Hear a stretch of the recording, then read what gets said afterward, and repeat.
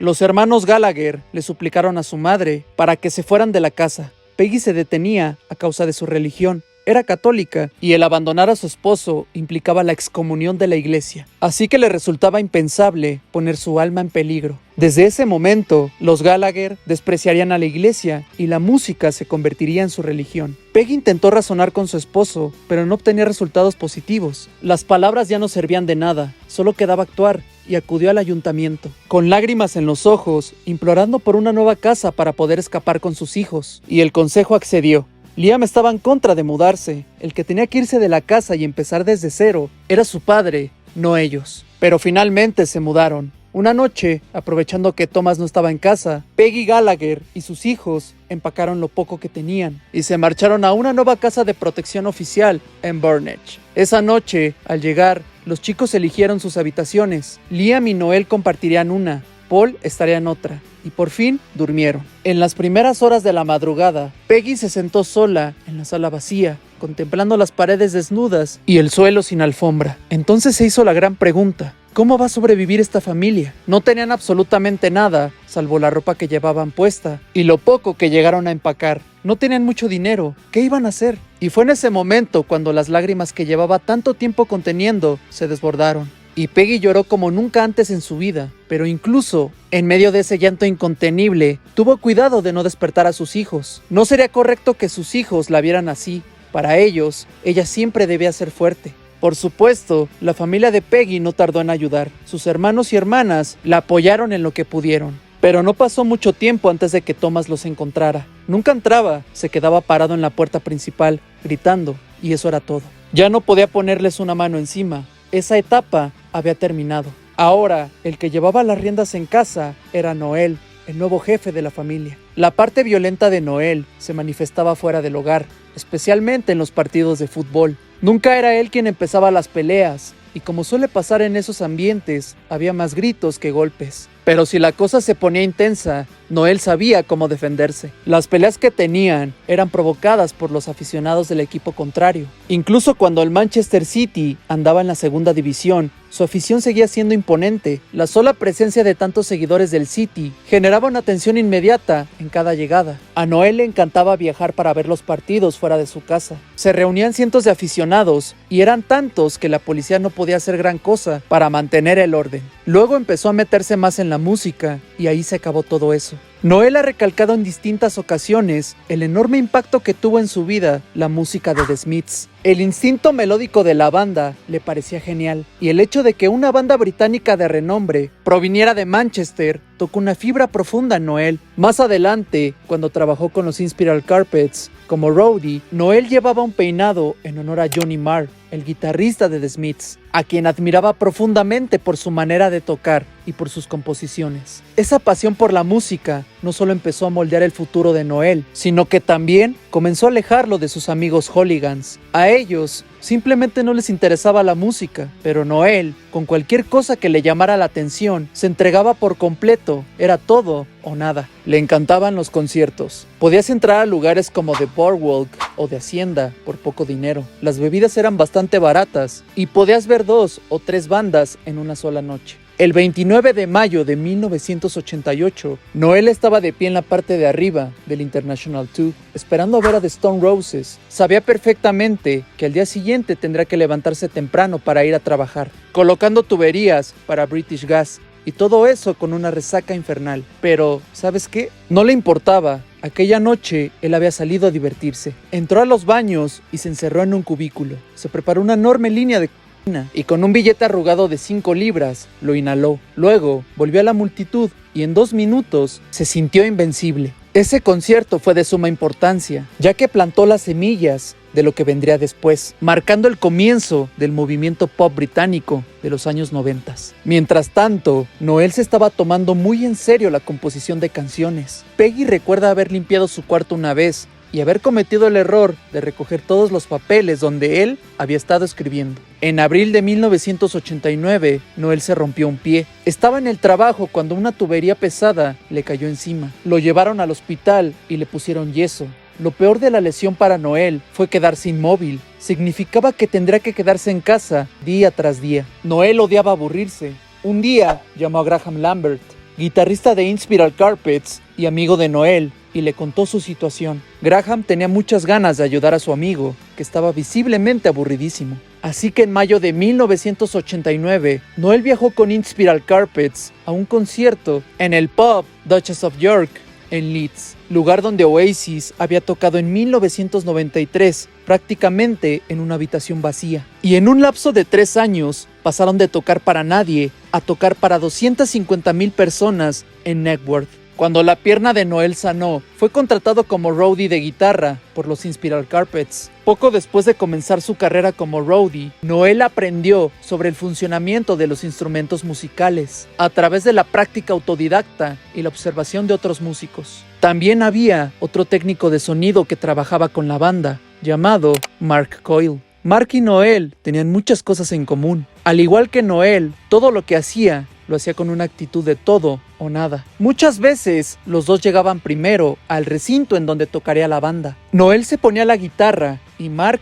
a la batería, y repasaban las canciones que Noel había compuesto. Sin que ellos lo supieran, se estaban preparando para lo que estaba por venir. Aparte de Peggy, la mujer más cercana a Noel en ese momento tenía por nombre Lois Jones. Noel había visto en varios clubes, principalmente en The Hacienda, y eventualmente empezaron a salir. Noel todavía vivía con su madre y sus hermanos. Peggy se llevaba bien con Lois. Ella iba en las noches a la casa y se sentaba con Noel en su habitación. Poco después decidieron vivir juntos. Lois trabajaba como gerente en una tienda Benetton, en el centro, y había puesto su nombre para un departamento en India House, un edificio grande situado en el centro de la ciudad. Mientras tanto, una amiga de Lois se estaba mudando, así que ella y Noel ocuparon ese departamento. Un año después, la solicitud inicial de Lois fue aprobada y se mudaron a un piso más grande en el mismo edificio. A finales de 1987, DJs de Londres como Nicky Holloway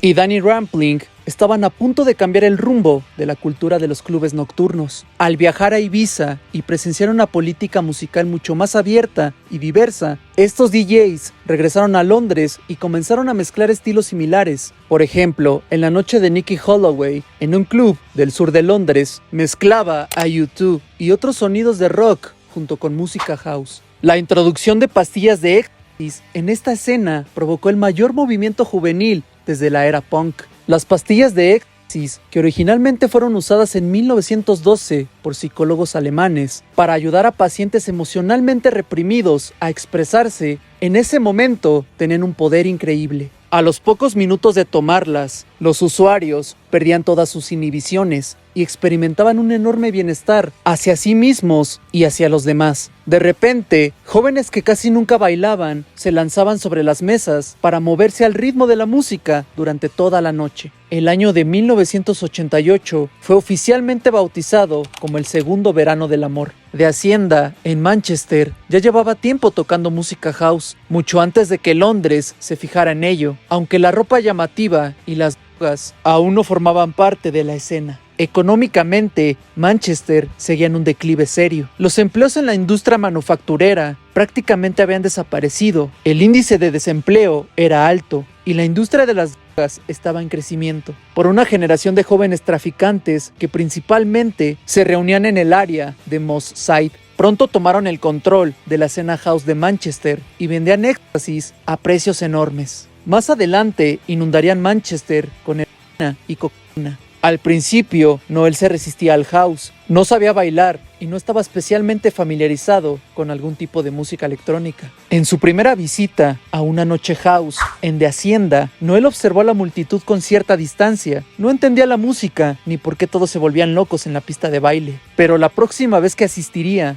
tomó una pastilla de éxtasis y de repente todo tuvo sentido. Sin duda, esa era la más potente que Noel había probado hasta entonces. Al igual que sus anteriores experiencias con hongos o cocaína, la eliminaba su culpa y su timidez. Pronto empezó a bailar al ritmo, aunque siempre en la parte de atrás del club. En contraste, Liam odiaba esa música. Todos esos chicos bailando de forma extraña, con ojos desorbitados, le daba asco. Pero Noel era imparable, asistía a los raves e incluso dejó la guitarra de lado por un tiempo, mientras se sumergía por completo en el ritmo del house, que cuando se escuchaban bajo los efectos del éxtasis, te hacían sentir como si realmente estuvieras cumpliendo la promesa celestial del amor eterno. Durante algunos meses, este movimiento pasó desapercibido, hasta que un periódico, que tiene por nombre Sun, publicó un reportaje en primera plana en agosto de 1988, alertando a la nación sobre la exposición de sus hijos a estas sustancias químicas, y se le pedía a la policía que actuara. Nos arrestaron en Leeds, recuerda Noel. Éramos 4 en un coche y nos dirigíamos a un rave en Leeds, pero la policía nos detuvo en la carretera. Teníamos éxtasis y cocaína en el auto y nos arrestaron. Nos llevaron a la comisaría de Leeds, pero estaba llena, así que nos pusieron en el sótano del ayuntamiento. Nos encerraron en un pasillo y nos esposaron. A Noel le pusieron una multa y volvió a casa, pero eso no lo frenó. Seguía asistiendo a de Hacienda, tomando éxtasis y pasándola en grande. Pero una vez que todo ese movimiento house se expuso más a los periódicos, todos los clubes nocturnos comenzaban a ser controlados, y eso fue el fin para Noel. Pronto, la música de The Beatles, The Jam y The Smiths volvería a tener un lugar central en la vida de Noel, pero también quedó profundamente marcado por discos de Happy Mondays y otro grupo nuevo llamado The La's. La banda fue un fenómeno underground. Cuando sacaron su primer álbum, autotitulado de 1990, el líder de la banda, Lee Mavers, se convirtió en una figura respetada por sus contemporáneos. Noel sentía admiración por él. Le alegró saber que Mavers también valoraba uno de sus discos favoritos,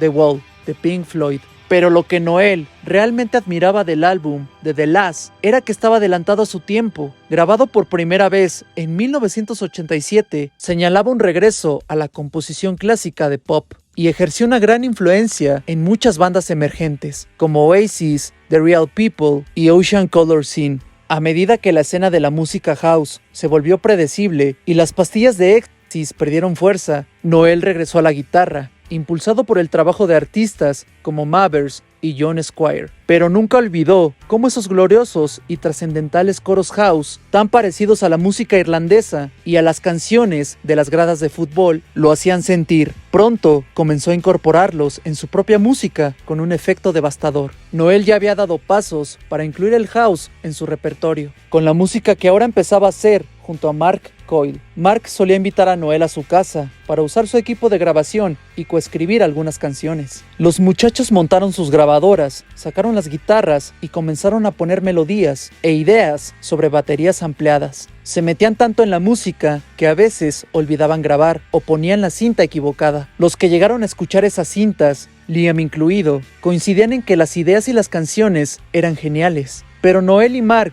nunca llevaron ese material a ninguna discográfica. Cuando Noel formó parte de Oasis, gran parte del dinero que ganaba como roadie de los Inspiral Carpets lo gastaba en equipo musical. Así que era Lois quien se encargaba del alquiler del departamento. Naturalmente, Noel pasaba mucho tiempo fuera con los Inspiral Carpets. Le gustaba estar de viaje. Hacer giras a menudo se compara con vivir en una burbuja, y a Noel le encantaba esa vida. Noel y Mark compartían habitación, se levantaban, fumaban su primer porro del día, quizás se daban una raya, caminaban tranquilamente al soundcheck, descargaban lo menos posible del equipo, tocaban sus canciones y luego esperaban al concierto. La marihuana podía calmar a Noel, pero lo que realmente le atraía era estar de viaje. Y aunque todos lo veían como un tipo fiestero, él era lo suficientemente sensible para apreciar las diferentes culturas a las que tenía acceso. Un día en casa, Noel estaba escuchando Exile on Main Street, uno de sus álbumes favoritos de los Rolling Stones. Mientras escuchaba la canción Shine a Light,